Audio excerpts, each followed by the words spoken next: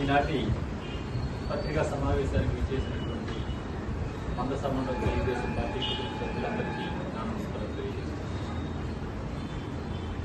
ఈరోజు ఈ పత్రికా సమావేశం నిర్వహించడం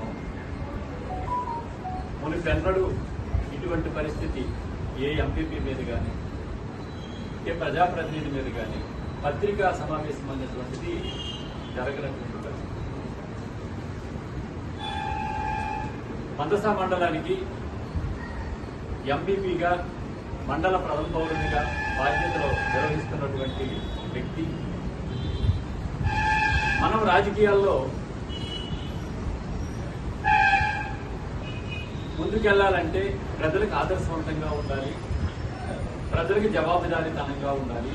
ఒక ఉన్నతమైనటువంటి రాజకీయాలు ఆనాడు గౌతుల అచ్చన్న నుండి శివాజీ గారు కానీ ఒక చక్కనైనటువంటి ఎక్కడ కూడా మచ్చలేనటువంటి రాజకీయాలు చేసినటువంటి పరిస్థితి. ఆ తర్వాత సీఎం నాగేశ్వరరావు గారు చేశారు. అనేక మంది ఈ మండలంలో మరి ఎంపీపీలు గాను జడ్పీటీసీ గాను పరిపాలన చేసినప్పుడు కూడా ఈరోజు ఇక్కడ ఉద్దాన ప్రజలంతా కొంచెం బాధపడుతున్నటువంటి పరిస్థితి. మా మందస మండలానికి మిత్రుడు డాక్టర్ దానయ్య గారు ఎంపీపీగా రావడం అన్నటువంటిది మేము కూడా సంతోషించాం. ఒక ఉన్నతమైనటువంటి ఆలోచనలు కలిగి రాజకీయాల్లోకి వచ్చారు. అదేవిధంగా చక్కనైనటువంటి పరిపాలనలో ముందుకెళ్తారని ఆలోచిస్తే మొన్న జరిగినటువంటి సంఘటన చూసిన తర్వాత ఈ మందస మండలంలో ఉన్నటువంటి ప్రజలందరూ కూడా నిమిరిపోయినటువంటి పరిస్థితి. రాష్ట్రంలో గత 5 సంవత్సరాలుగా వైఎస్ఆర్సీపీ ప్రభుత్వం కానీ పాలకులు కానీ మరి వాళ్ళు చట్టం తమ చుట్టంగా ఏ రంగాన్ని కూడా విడిచిపెట్టలేదు. ఎందుకంటే శ్రీశ్రీ గారు చెప్పినట్టు అగ్గిపుల్ల కుక్క పిల్ల సబ్బు పిల్ల కాదేది కవితకు అనర్హం అన్నారు. కానీ వీళ్ళు అవినీతికి ఏది కూడా అనర్హమైనటువంటి పరిస్థితుల్లో ఏది కూడా వదలనటువంటి పరిస్థితుల్లో ఇక్కడ ఇసుకలు కానీ మైనింగ్ కానీ కొండలు కానీ అనేకమైనటువంటి ఈ రాష్ట్రంలో దోసుకున్నటువంటి వైఎస్ఆర్సీపీ ప్రభుత్వంలో భాగంగా ఈ మండలానికి నాయకత్వం వహిస్తున్నటువంటి ఎంపీపీ కానీ ఒక మంత్రికి ప్రధానమైనటువంటి పిఏగా వ్యవహరిస్తున్నటువంటి వ్యక్తి కూడా వీళ్ళిద్దరు చేస్తున్నటువంటి నిర్వాహకం చూసిన తర్వాత దిగ్భ్రాంతికరమైనటువంటి పరిస్థితులు ఈరోజు ఇక్కడ చూస్తే ఇదేది దాచేస్తే దాగని కాదు, నగ్న సత్యం ఇది. ఇది చూసిన తర్వాత ప్రజలందరూ కూడా ఇష్టపోయినటువంటి పరిస్థితి. అదేవిధంగా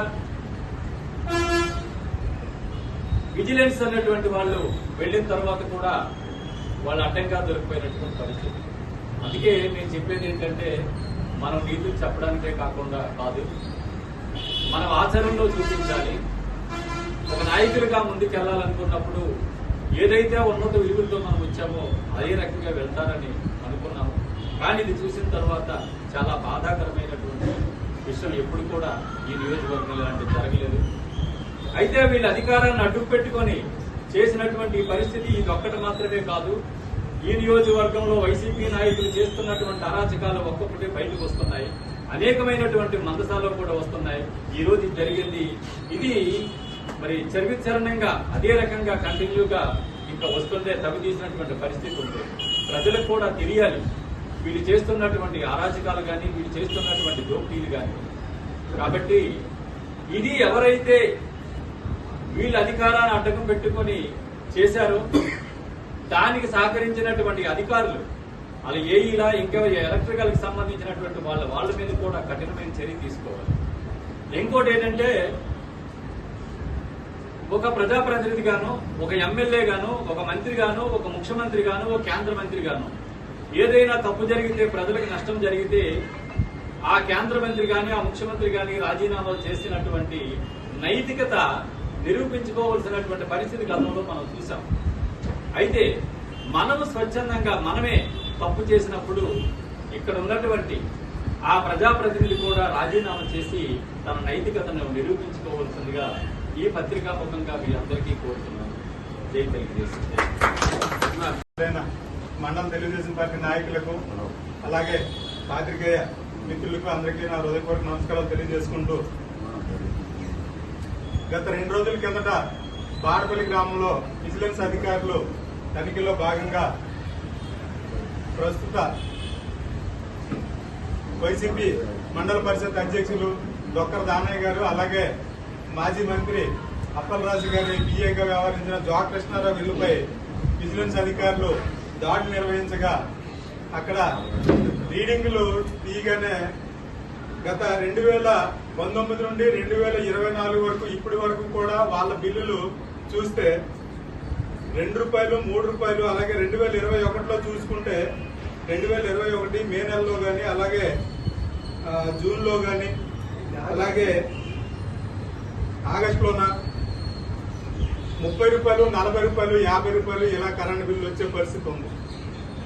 అటువంటి పరిస్థితి గత 5 ఏళ్లుగా వైసీపీ ప్రభుత్వం అధికారంలోకి వచ్చిన తర్వాత సుమారు 9 సార్లు కరెంటు బిల్లులు పెంచారు.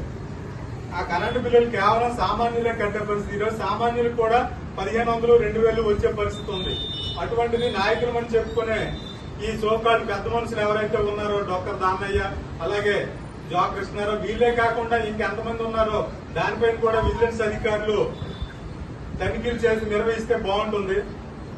ఇవి బయటపడినవి అయితే ఈ రెండే, ఇంకెంతకంటే మహా గనులు ఉన్నారని మేము అనుకుంటున్నాం.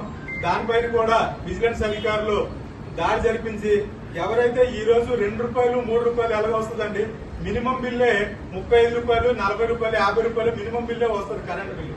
అటువంటిది ఈ రోజు ₹2, ₹3, ₹5, ₹20 వచ్చే పరిస్థితి ఉందంటే అది మేనేజ్ చేసిన అధికారులు కూడా అక్కడైతే సంబంధిత అధికారులు ఎవరైతే ఉంటారో విద్యుత్ అధికారులు వాళ్ళు కూడా దృష్టి పెట్టకపోవడం అయితే దీనిపైన మాకు అధికారుల మీద కూడా అధికార లోపం కూడా కనిపిస్తుంది. అధికారుల మీద అలాగే ఈ విద్యుత్ చౌర్యానికి పాల్పడిన ఈ పెద్ద మనుషుల పైన కూడా అధికారులు చట్టపరమైన చర్యలు తీసుకోవాలని అలాగే నిబంధనలకు విరుద్ధంగా వీళ్ళు ఏదైతే వ్యవహరించారో ఇప్పుడు ఆ నిబంధనలకు విరుద్ధంగా వాళ్ళకి తగిన చెల్లింపులు కూడా వాళ్ళ చేత జరిమానా కూడా కట్టించాలని కోరుకుంటూ నేను సెలవు తీసుకుంటాను.